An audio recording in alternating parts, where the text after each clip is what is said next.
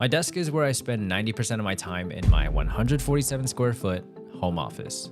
Now, a few months ago, this was solely just a PC editing setup, but now I do all of my editing on this M3 Max MacBook Pro, which in result has now turned this into my very first hybrid PC and Mac work/gaming setup. So let me show you around, starting with the foundation of everyone's setup, the desk. This is a standing desk that I got sent out by Mavix. It's honestly nothing too special. It gets the job done and it operates the same way any other standing desk would. Originally, it had a 4.5 foot tabletop, but I just felt like that wasn't big enough for me. So I ended up picking up a 6 foot butcher block from Home Depot. And I also ended up sanding it down and applying a poly-based urethane for the finish. Now, before this setup, I did have an L-shaped desk, and I said it before and I'll say it again. Once you have an L desk, you can never go back. That's why I bought this workbench from Husky. This was easily my favorite purchase because this now converts this desk into an L desk. It holds storage and I can just move it around anywhere I want, which is super convenient. Next is the powerhouse of my setup, the PC. So I was still working a full-time editing job when I was building this, so I had to make sure it could handle very large projects. It's rocking a Gigabyte Aero 4080, an i7-14700K, and 64 gigabytes of Crucial RAM. It is easily the cleanest PC that I've ever had. I've had little to no issues working on any project with this, and now it works great as my gaming PC. Because like I said in the beginning, I now do all of my editing on this M3 Max MacBook Pro. And that's really for the convenience of being able to take a high performance device and work wherever I want. Don't get me wrong, I love my desk, but it's always good to switch up your environment, in my opinion. And also airdropping content right after you're finished editing is just so nice. Now, the way I go back and forth from my Mac and my PC is this KVM switch. This is what lets me cycle between my MacBook and my PC, but still lets me use the same mouse, keyboard, monitor, and the soundbar. And it's just so convenient. The KVM switch I have is from Anker, and it does let you use 2 displays, but it does cap out at 60 Hertz, so take that as you will. The monitor is a MAG 321 UPX QD OLED monitor from MSI. It's got super crisp details and smooth visuals with 4K resolution and a 240 Hz refresh rate. It's a great gaming monitor, but for editing, you do have to color calibrate it. I used a data color spider to kind of do all that. I won't get into that in this video, but that's definitely helped. Holding up my monitor is the Ergotron dual monitor mount. Obviously, I'm only using a single monitor, which leaves me with a very long pole.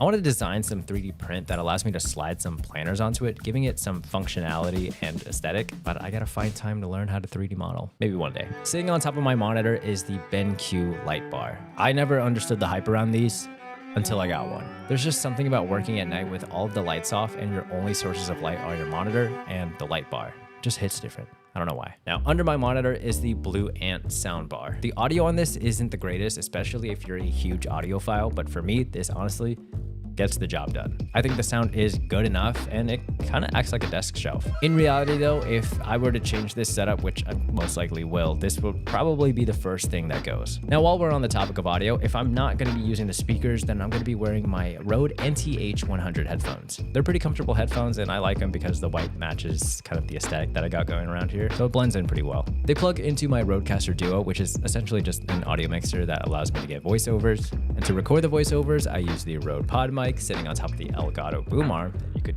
see right here. Now, what's nice about having the Rodecaster and the pod mic is that the Rodecaster actually has a built-in preset for the pod mic, so I don't have to tweak any settings, and immediately I just get good sounding audio right out the gate. And that's huge because this room has no sound dampening. Next to the mic is my A-roll talking head setup. Anytime I want to film some talking head, whether it's short form or long form, I could just come here, start recording, pop the SD card out, and plug it right into my MacBook. The less friction when making content, the better. Now, the rig itself is made up of an Elgato master mount with a small rig ball head mount attached to it. The ball head uses a Ulanzi Falcam F38 quick release plate system, which is what I use on basically any tripod or mount that I have in this office. This just allows me to quickly slide the camera on or off the mount. The camera that I use is the Sony ZV-E1. And finally, for my key light, I have a Viltrox 162T. It's compact, runs off a battery, and bright enough to get the job done for me. Moving on to more desk accessories, we have my mouse and keyboard. For the mouse, I'm rocking the G Pro Superlight and I absolutely love it. It's a great gaming mouse and it's definitely one that I recommend to all of my friends anytime they ask me what mouse they should get. Now for editing, I use the Logitech MX Master, which is a nice ergonomic mouse. And this might defeat the purpose of a KVM, but honestly, I just keep the super light plug-in on my PC and just switch mice depending on whether I'm editing or gaming. For the keyboard, I'm rocking the high ground Dreamcast keyboard. I love the simple design and the 65% layout. The all white and gray color scheme with a little splash of color for the arrow keys honestly fits so well with the color schemes of my home office. It is a pre-built keyboard and one of the first keyboards that I've ever bought from High Ground. I did, however, recently just swap out the internals with the internals from their Basecamp 65 Plus lineup, basically just giving it better switches and sound dampening.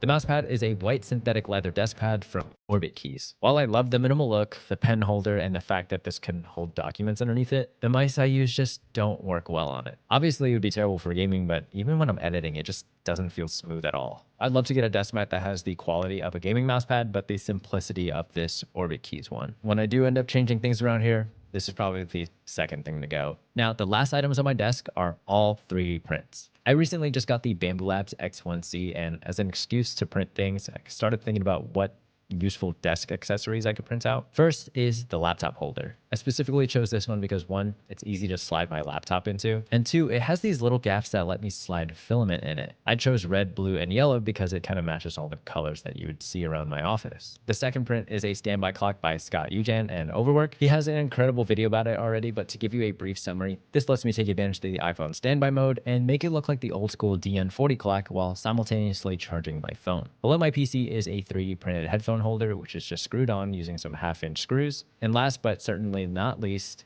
the cable management. These are 3D printed cable management trays. In the past, I've tried using things like server racks, but it was always so difficult to take apart to add another cable in. What's nice about this is not just how sleek it looks, but how easy it is for me to add or remove any cables. And when I'm done, it snaps right back on. Now, I will say my cables aren't exactly the neatest, but it's definitely something I want to fix in the future. And to end things off with some of the smaller things, we have 3 posters that I got from Etsy sitting inside some frames that I got from IKEA. And to the left of my desk for some color pop is this blue locker, which is basically just holding some random stuff. And that is my